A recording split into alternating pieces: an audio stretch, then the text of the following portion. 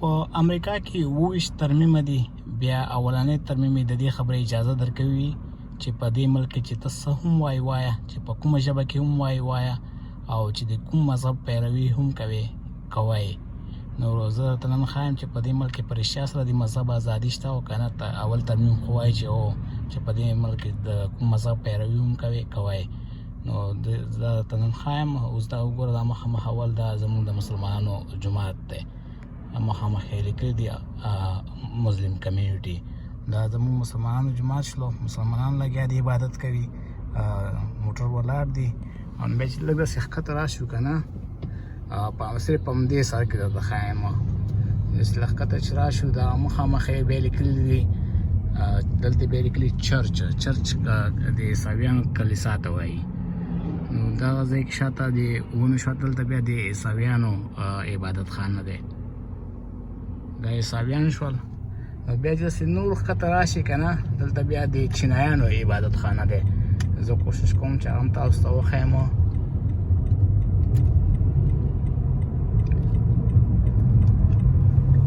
دلته لږ داسې ښکته چې نور لاړ شو دلته بیا د چینایانو عبادت خانه دی.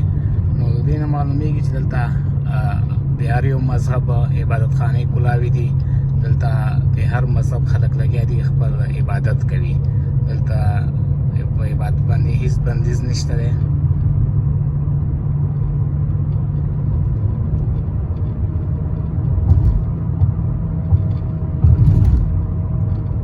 چې یو 10 سکنډه نور پورته لاړ شو دلته به اوس وګوري چې دلته د چینایانو عبادت خانه دی. نو په یوازې په دې سړک باندې معلومیږي چې دلته په عبادت باندې هیڅ بندیز نشته. هر یو مذهب خلک دلته عبادت کولی شي په خپل عبادت خانو کې.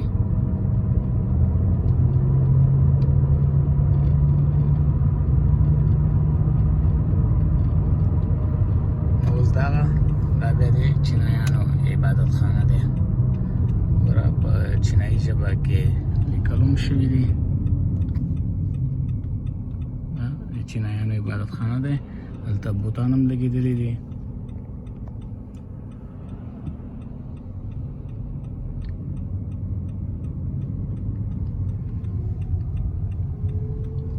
مخامخ بوتان دي.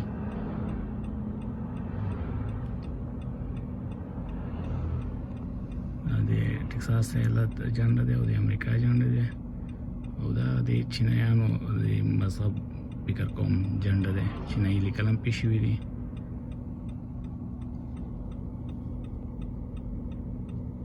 مخامخ بوتان دي.